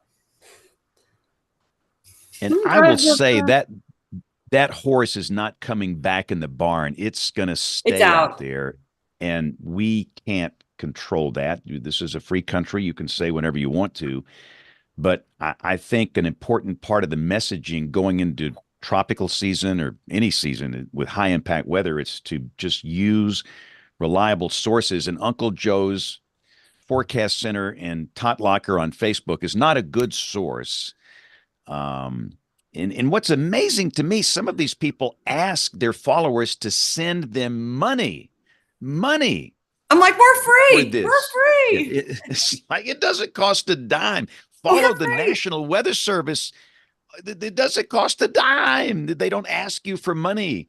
And it seems like the more money they get, the more outraged they'll go to the Japanese global model or the UK Met or something, anything that's got a big old, tropical low on it, and throw it out there because of the money thing. It's just, it's like an odd combination of an old school Jerry Lewis telethon and a crooked TV preacher all rolled into one here. And again, this is not an indictment on everybody on YouTube and Facebook and TikTok. There were some responsible people there. We like that. They're partners with us. We're trying to do the same thing, but these outliers, it's just, again, I had probably at least 20 today. Is it true? Is it true? Is it true? Is it true? And I take the time to respond to them. They came to me asking a legitimate question. They don't know any better. And I'll not do it in a condescending way. I will answer them and try and help them find a credible source of information. But speaking of that, but we have to roll these recorded segments. How much money is the government paying you two to cover up the chemtrail thing? They're Can't say that live. Come on. And again, I will say this is the greatest gift ever from Chrissy Hurley with the Weather Service in Nashville. She's the greatest. I mean, this is the greatest thing ever. So I'm thinking about having this installed in my car in the dashboard, so people Just can to ride see if with me. Somebody can see it. Hey, man, let's turn the chemtrails on up there. So we got to pause real quick. I hope you two can stay with us for a few more minutes because we're going to do picks of the week where we come back and pick something cool. But we're going to take a break and we're going to hear from Tony Rice, our astronomy expert, Jen, and This Week in Tornado History. We'll do a quick email. We'll do picks of the week and much more as WeatherBrains rolls along. Looking beyond the atmosphere, here's Tony Rice with your astronomy outlook. The first crew of Boeing's Starliner put the capsule through its paces as they launched the International Space Station last week, and SpaceX's Super Heavy Starship and booster achieved a soft splashdown in the Gulf of Mexico, the next step in that giant launch vehicle's development. But the space item that caught my eye last week wasn't about hardware, but people, and it came from a politician of all people. Congressman Jeff Jackson represents North Carolina's 14th District, around Charlotte, He's pretty well known in these parts for his unique approach to communications and is known around Capitol Hill as the TikTok congressman. His most recent communication didn't talk much about the goings-on in Washington or anything related to his or anybody else's campaigning ahead of November. He wanted to talk about space. He described a call from a cable news show to, quote, argue with someone about some small issue that no one was going to remember in a week, unquote. But Jackson had another idea. That unnamed cable news program wasn't interested in the pitch, so he took to his email list to tell his constituents about it. He's not my representative, but I do like to listen to what people on the space subcommittee have to say. He described Jupiter's nearly 100 moons and about the best succinct explanation about why one of them, Europa, is considered to have the best chance for life anywhere in our solar system, other than Earth. He shared photos of the Europa Clipper team at JPL and the spacecraft that they're set to launch later this year on a 5-year, 1.8 billion mile journey, saying how proud he was of them. This week, he shared his thoughts on a breakfast with the crew of the Artemis 2 mission, set to launch next year.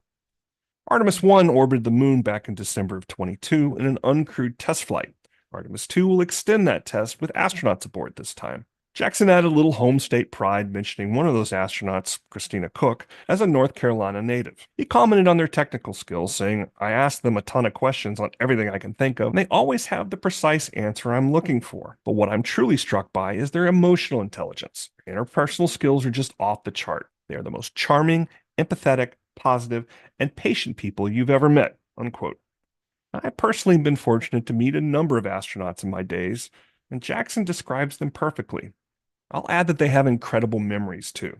Case in point, I ran into Christina at an event at the North Carolina Museum of Natural Sciences, about a decade after I tracked her down at her then current post at one of NOAA's observatories in American Samoa, where the team was studying stratospheric ozone and aerosols. I did this immediately after she was announced as part of the latest class of astronauts. She not only remembered that, but thanked me for getting her in contact with the museum for what would become many visits.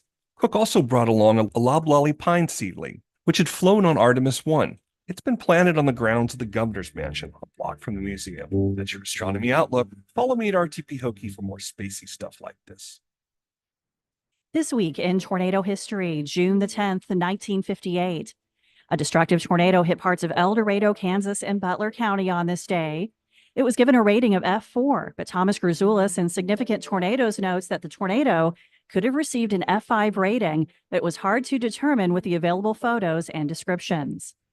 The twister began 7 miles to the west-northwest of El Dorado and moved to the east-southeast, passing through the southwestern part of town. Grzoulis notes that a 45-block area was torn apart. Approximately 200 homes were destroyed, and along the 9-mile path, 15 people lost their lives. At least 50 people were injured. The Climatological Data National Summary entry listed a couple of odd occurrences. 8 $100 bills were found intact in an envelope from the owner's home in El Dorado. There was a boy found with a dozen splintered sticks protruding from his chest. And a woman was sucked through a window blown 60 feet from her house, and beside her was found a broken record entitled Stormy Weather.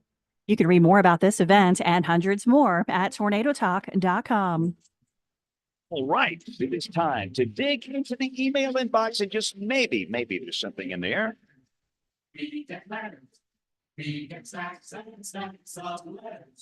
Yes, we have several emails that came in this week. Thank you, everybody, for getting those to us. Now, there's a couple in here I'm going to save because one of them I think will get Troy riled up. So we got to see that. And then there's one that came in on the GFS weather model. We just kind of touched upon it. But we may want to ask Neil a little bit more in depth on this question about the actual model and what have you. So we'll get to those later. But I'm going to start off with our friend James Lewis. His emails make me chuckle. So he goes, it's just the way he writes it. Over the weekend, I was walking down the sidewalk with my glasses in my hand. I had just put sunglasses on. A strong gust of wind blew them out of my hand, and they broke upon hitting the ground. This very stupid bit of bad luck is going to cost me not only in paying to replace the glasses, but also because I'm stuck wearing my sunglasses indoors everywhere until I get the replacement. That one random gust of wind turned into a massive hassle. This incident gave me the idea for this question to anyone here. Have you ever had a very minor weather event, a semi-strong gust of wind that breaks your glasses, or a small amount of rain snowball into a huge problem? I thought that was a very interesting question. And I detect a pun. I detect a pun coming from James here. No, I'm because my roof is most likely totaled by the last storm in May. I guess I'm worried about any rain when they scrape my roof off and put new shingles on. That window of timing in there. Man, that's a good one. That's a really good one. I think of a lot of freezing drizzle type events, which are just the bane of my existence every winter. Yeah. People from New Orleans are laughing at us, Rick. Yeah. Yeah, that was a good question.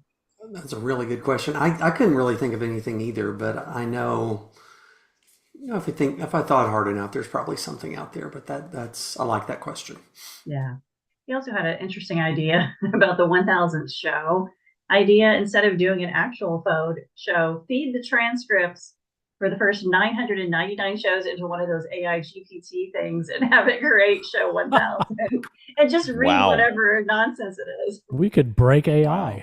We could break AI with our nonsense for real, and then that nonsense, it could be amazing.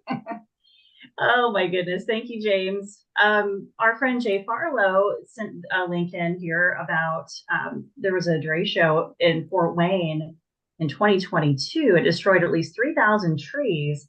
And one of the local parks here is actually going to have an anniversary for the storm. And they are planning a special event during which a local taiko drumming troupe will perform a piece composed to portray the storm. That's neat. That's a very unique way of looking back at an event that had such an impact. And then the last one here comes from Dakota Hunter. He actually had it as a show topic idea, but I thought I would just throw it out there as a topic of discussion. I know, James, that you have seen this. I'm sure others have too, that there was some discussion on the X or Twitter or whatever you want to call it, between a meteorologist at the National Weather Service Louisville and the chief in Lexington, Kentucky, going back and forth. And I guess the question is, he said he'd be interested in it to see a show that's dedicated to this issue, why both sides of the aisle feel the need to get their egos in the way and go back and forth. Why is it so hard sometimes for us to all get along? And so any comments on that? Maybe we should explore it in the future, but I just want to get thoughts. We're all on the same team. Yeah. Should be. It should be. Yeah. And again, I saw that on X, and I'm thinking, this is not good for any of us. And I'm not saying who's right, I'm not saying who's wrong, but quite frankly, any type of discussion like that should be handled internally, one-on-one. Conflict is a way of life. Conflict is just part of the human experience. We all are going to deal with it. And we all deal with it within the weather enterprise. Everybody on this show has a different way of doing things. And if we're on the same team, hoping to accomplish a goal together, we have to be unified. And along the way, when we have a conflict, we need just to sit down and talk about it eye to eye. I'm a big face-to-face guy. The emails and the tweets and all this stuff, that's okay. But nothing beats eye-to-eye conflict resolution. And I really think a lot of the leaders within the weather enterprise, and maybe they are with the Weather Service, should be trained in conflict resolution. That's part of being successful as an organization. And I'm just not a big fan of getting on the Twitter and the face bag and the talk and just ripping apart, the Weather Service or ripping apart some other TV person or whatever. It's just not very healthy. But I do think that's a good discussion. Again, we're all human. And listen, my middle name is Mistake. Yeah, I've made a lot of mistakes in conflict resolution, but I think we all have to work on that. And I'm just not a big fan of that, Jen. Yeah. I guess it's good drama, but I'm not a big fan. No, I'm anti-drama, and I agree that I am all about so much is lost in tone with text, whether it is a text or it's an email, and it's hard to convey your emotions. It's better to see somebody's face so you can see the expression and you can have an honest discussion. And it's gotten lost in the day of social media and everything being digital, and it's just hard that's a hard one. But I think it's great, Dakota. We'll look at that. Yeah, Lauren. How do we tell people to go to a legitimate source of information if the legitimate sources are fighting? I mean, I think, Yes. how do we, how do we do that? So, I mean, I can't say anything else to what Span did, but I hate it just as much Yeah. from the Weather Service side. You bet. I totally agree. And James, you're right. James has added in the chat. Face to face, they're close enough to punch in the nose. That's an excellent comment. James, I'm going to put you on the spot, James A. You put something else about a personal note about the June 8th, 1974 outbreak. Talk about that real quick. Yeah, I grew up in Tulsa, was born and grew up in Tulsa, and that was the first severe weather that I remember as a kid. I was 5 years old, and that outbreak was really bad in Oklahoma and Kansas, and it's overshadowed by the April 3rd and 4th outbreak in 1974, the super outbreak, as it should be.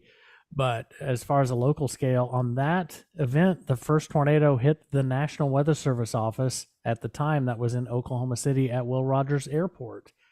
And so that was the first tornado of the entire outbreak, and one of the first tornadoes ever broadcast live on TV. I think it was Mike Smith at Channel 4 that wheeled a camera out the back door and saw one of those tornadoes. But Tulsa had 2 tornadoes. I thought when my dad opened the storm, remember the old aluminum storm doors? We had one, and he opened that, and it got caught by the wind and flew into the yard, and I was hooked badly at that point. Wow. Oh, thank you for sharing that. Thank you all for emails this week. Email at weatherbrains.com. And of course, you can get more of us if you sign up for our newsletter, and we will send that to your email inbox every Thursday morning. Articles, history, show recaps, etc. It's very fun. So sign up for that. You can go to our website and look for that link, James. All right, so let's do Picks of the Week. Well, first off, before we do that, let's go to our 2 New Orleans correspondents, and let's discuss your thoughts on the hurricane season, because you live it, you are there, you are our tropical experts. So what are your thoughts as we get into July, August, September, October? Keep it clean. Well, I will say what I tell everybody else. It's just an outlook. It's just an outlook. We could have 25 fish storms like we had last year.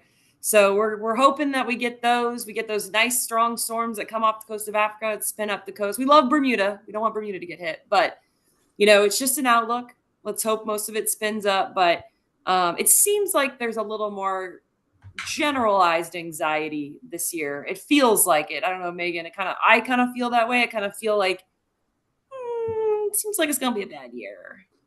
Yeah, I was at the Hurricane Center for a training thing in April, and people were generally anxious, I think, in the course, and also just talking to the Hurricane Center. And I think here, talking to the partners and even my neighbors, I think everyone's just a little on edge. But, 2 things with living in a tropical area, basically just prepare as best you can, and whatever happens, happens. But, it only takes one. So, and we learned that through Ida and other storms before, and this area is no stranger to tropical weather. So I think everyone just kind of is grinning, bearing it, and we'll see what happens. So. That's all we can do. But Dr. Jacobs has me nervous every time I ask him. So I was hoping to get a better answer from you 2. And that I feel calmer. But Neil is concerned that it's going to be an active season, and I think we all are. But you're right. Where do these things recurve into the westerlies? Right. Who knows? They're saying, in the algorithms, we were talking about this in the office the other day, the algorithms, you have 2005, you have 2020, but you have 2010, and 2010 was a lot of fish storms. So you have, it's just, there's really no telling for sure. So, but we're hoping it does look more favorable, but we're hoping maybe not for land. That's what we're hoping, but who knows? And I got one more quick question, but to clarify, you were talking about backups. You mentioned Lake Charles, Mobile, and Jacksonville. Is that Jacksonville or Jackson, Mississippi, or which? Jacksonville, Florida. Yeah. So we're Marine. Florida. So we try to keep all the Marine offices together. Yep. Okay. That probably makes good sense. Okay. All right. So let's do picks of the week, and very quickly, everybody here is going to have a pick, and this is something weather related that's cool, interesting. This can be a website, data source, hardware, software, instruments, anything. So my pick of the week, it's a paper that was published in one of the AMS journals from Tim Coleman, Rich Thompson, and Greg Forbes. And this has been getting a lot of play in the media. And they're all friends of the show. I know all three of those guys very well, but it's basically the idea that there seems to be a shift in the number of tornadoes to the east. And also, I think, and this kind of piggybacks on the paper from Victor Gincini, who's another good friend of mine, and Harold Brooks, another friend from 2018, that kind of said the same thing. But I think the interesting thing in the Coleman, Thompson, Forbes paper was the increase in the number of tornadoes in the cool season, December, January, February, down here where we are. And what they did, they just put some numbers and data on what we thought was happening. And it's very interesting. And in fact, Tim actually sent me an email a few minutes ago. And I think we're going to try and get them on the show and talk about that. But anyway, I put a link. And if you're a member of the AMS, you can log in and see the entire paper. If not, you can see the abstract. That'll be my pick of the week. All right, Jen, give us something good. Thank you to Rick for throwing this in email, and I snagged it. But it's a wonderful thread from the Storm Prediction Center recapping what happened in May. And it's the May 2024 month in review thread. Summary: second most preliminary reports, fourth most May tornadoes, second most April May, eighth most May watches, 2 violent tornadoes, and it ends the streak of Mays without a violent tornado, most enhanced plus risk days in a month. And then they go through and break it down. It was really a wonderful thread. Excellent. Again, all this will be on weatherbrains.com. Rick Smith, give us a good pick of the week. Well, the Twisters movie comes out in July 19th. There's excitement in the weather community building for that. I guess they're running some TV spots during the NBA Finals, so there's people that are just now finding out about the movie. Anyway, we've been talking about that, and we'll talk about it more as it gets closer. But nationwide at select theaters, 2 days before the movie really comes out, they're doing an early, I don't know, they have all these different terms in the movie business. This is an early release screening. They want to get people in there and talking about it and get word of mouth out. So at select IMAX theaters around the country on Wednesday, July 17th, they're going to screen the movie, but that's going to be preceded by a live question and answer session virtually. They're not going to be everywhere, obviously, but 3 of the main actors and then the director. So anyway, we've gotten 50 or 60 people probably from the Norman weather community that have already bought tickets for our showing and more. So anyway, I just wanted to get that out there. And there's confusion about the dates and when the movie opens and things like that. But it's just a cool opportunity. There's lots of chaser groups around the country that are holding, kind of going to be doing those screenings. So anyway, we'll talk more about that movie as it gets closer, but that's just a cool opportunity. And if you're in the Oklahoma City metro area and want to join us at the Moore Warren Theater that was very nearly in an EF5 tornado in 2013, there's going to be a whole bunch of weather geeks taking over that theater. I swore I would not go see this movie with a bunch of meteorologists, but I guess I am now. So anyway, you have to. Have to. I just hope they're quiet and respectful. Now, do you have a cameo in this movie, Rick? Possibly. Yeah.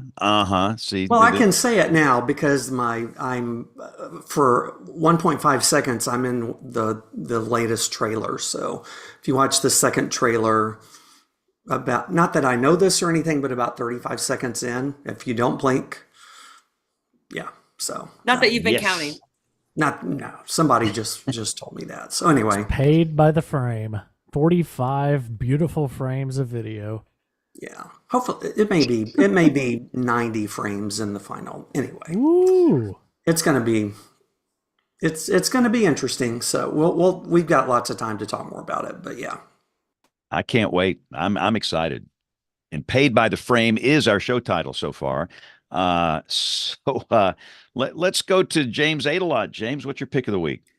My pick of the week was back in mid-May, a landspout tornado in eastern Colorado. And there's a beautiful little kitty cat walking across the driveway with this landspout tornado behind that cat. And being that cat, being all cat, it's not carrying one thing about that big tornado. It's just strolling across the driveway. Not a care in the world. Great pick. There you go. Yeah, cats have a mind of their own. So Lauren and Megan, we have stalled as long as we can. So Megan, we're going to turn the floor over to you for an amazing, marvelous pick of the week. I guess I would say they had the flash flooding of the arroyos out in Albuquerque. And so the thing that I found interesting with that is just the importance of local expertise and the importance of keeping it, knowing your terrain when you're talking about flash flood, meteorology, it's really key. It's always just insane how diverse in the U.S. the terrain is from place to place, even in our area, just comparing New Orleans, which is very urban, to, say, Slidell. So it's pretty interesting to think about. Indeed, that'll be the pick. All right, Lauren, give us something good. Well, I was going to talk a little bit about what we've been doing with our satellite analysis, and it kind of goes into what you were saying about the more tornadoes. We've been working locally here with high resolution satellite and going in behind these events and finding more tornadoes. We took an event, the April 10th event. I think survey wise, we'd only found 3 or 4 tornadoes. We got the satellite, and I think we had 12 to 15 tornadoes after we used the satellite. So that's just something cool that it's not just coming to us, but I think more weather service offices are going to be using that. We also, if we can get it really quick, we can use it to go out and survey, 2 or 3 days later. But, this is going to start to change some of these records or, some of these number counts if we're starting to find more tornadoes than we could years ago. We have the tornado debris signature helped, but this is definitely going to help too. So just something interesting coming along. Yeah, I think it'll be a spike in the data. When Doppler radar came online in the early 90s, we had a spike. When we had the dual polarization upgrade, Yep. we had a spike. And with this, I think we'll see a spike. We're learning things that we just didn't know about in the past where we can see these things. So that is a great pick. All right. So again, ladies, to tell people how they can follow the National Weather Service. Now, how do you say it? Is it Slidell, Baton Rouge, New Orleans? What's the right branding here? Give us the branding. Yeah, our branding is New Orleans, Baton Rouge. But I New think Orleans, Baton Rouge. Okay. Yep. So we're at NWS New Orleans on social media. Okay. So be sure and follow them as we go through the hurricane season and year round, and that they have some very interesting weather in the cool season as well. But ladies, thanks to both of you. Anything else we need to plug on your behalf? This was great. Thank you so much for having us. Or I guess inviting Megan and me tagging along. Thanks, Megan. Yeah, thanks so much. We had a great time, so really appreciate it. Yeah, this has been a fun show. And if you're new here, we are typically on the air every Monday night at 8 o'clock Eastern, 7 o'clock Central. And don't forget, this Thursday, we have a Thursday night special that's going to be recorded on June the 13th. The show's going to be released on June 17th. That'll be our show for next week because of vacation schedules. So our next Monday night show will be Monday night, June 24th. So on behalf, by the way, the email address for those that don't know, it is email@weatherbrains.com. We'd love to receive those. If you need to get in touch with us, that's the way to do it. On behalf of the entire WeatherBrains crew, I'm James Spann. Thanks for listening. Have a great week and God bless. Thanks, ladies. Y'all were outstanding. Great show. Great. Thank you both Excellent. so much. Excellent. We had a great time. Thanks, Thank y'all. everybody. All right. See you around. Thank you. The, Okay, bye.